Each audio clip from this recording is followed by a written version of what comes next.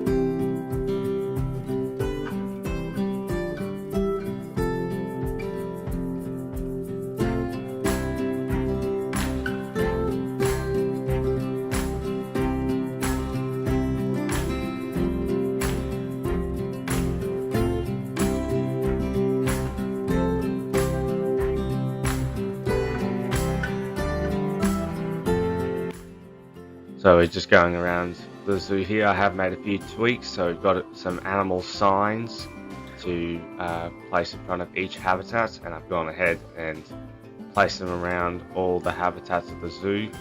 So next to us is our clouded leopard. So one of the upgrades I've made to the zoo is to the clouded leopard area. So I added the signs that I actually added while I'm recording this video. So I also did one thing that I was planning on doing during the actual clouded leopard build, and actually making the exhibit higher. As clouded leopards are largely arboreal cats, I wanted to make sure that they had plenty of climbing space, so I extended the climbing frames up and above some trees that I was able to add during the build. And yeah, it just looks a whole lot better with the clouded leopards able to get to heights that wouldn't be too unfamiliar to them in the wild. And it would be really cool if a clouded leopard was actually moving around. I just realized I had it on pause. But there are no clouded leopards climbing the climbing frame right now, but it has happened on occasion while I've been fixing up some other habitats. So yeah, but the clouded leopard habitat is now just much more realistic and much better for the animals too, as these animals don't like to be kept on the grounds. They spend much of their lives in trees, so that's what I want to replicate here, adding some actual trees and some higher climbing frames. And our lar gibbons and Malayan tapirs. We're speeding through this section, as well, you've seen this many times, and at this point the Malayan tapir is actually expecting the second calf for the zoo, and we have 2 gibbon children now, and hopefully our Dholes will breed as well, and we can have our own little Dhole puppies. Now, I like the idea of this habitat. I was somewhat inspired by the upcoming Rainforest Wild and their Dhole habitat, as they have sort of this waterhole, waterfall look, and I also took inspiration from many American zoos with their Dhole habitats. And yeah, that was my main inspiration. You can see their backstage holding just here. And yeah, I'm really excited to continue this area, as the Southeast Asian section is probably my favorite. I'm really looking forward to how it'll look by the end of it. So you can see the Dholes habitat with the waterfall flowing. I like the cascading waterfall idea that goes down into the next habitats. We also have this electric wire as a safety measure. Even though the Dholes can't escape, it is just there for safety for both the guests and the animals. And it's a really nice temperate / tropical habitat. It's sort of a mix, because that's generally the environment they live in. They don't live in necessarily strictly tropical or temperate, especially the Dholes with this coat variation, as these are the Dholes that you generally find in much colder environments. And we can have our pack of 4 right in front of us here. It's almost like a zoo camera. And look at that, we've got one coming right up to us. The Dhole is easily my favorite canid on the planet. They're just so interesting in so many ways. Like, they may not look like much, but they really are. They are very incredible animals, and underrated, honestly. They certainly deserve a lot more attention in the current climate of the world. I would also like to take this time to talk about another upgrade that has happened to the zoo while the Dhole habitat was constructed, and that was to the elephants. So I did get a comment saying the elephant habitat wasn't lush enough, and I had to agree. But many of the elephant habitats I've experienced in my time have largely been dirt. However, I thought it's better for the elephants' welfare that they actually have grass underfoot.